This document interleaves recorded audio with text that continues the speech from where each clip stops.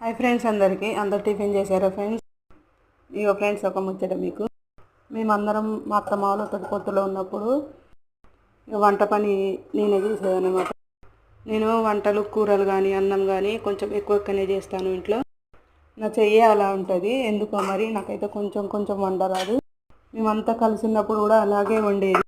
మా అత్తమ్మ మా ఆయన ఇట్లా, నీకు పెద్ద చెయ్యి, నీకు చాలా వండుతావు, చలి అన్నం చేస్తావు, చలి కూరలు చేస్తావు అనేది నన్ను. నాకేమో అప్పటిదప్పుడు వండుకొని ఊడ్చేసుకోవడం అయితే నాకు అస్సలు నచ్చదు.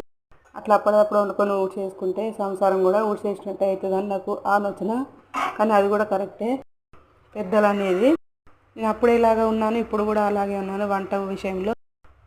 ఇప్పుడు మా ఆయన అంటున్నాడు, నువ్వు చలి కూరలు చేస్తావు, చలి అన్నం చేస్తావు, ఎక్కువ వండుతా అంటే నాకు నచ్చదు. అట్లా కొంచెం కొంచెం వండు, ఆడికాడికి ఊడ్చిపెట్టి తినడం. మీరేమంటారు ఫ్రెండ్స్? అవునా కాదా?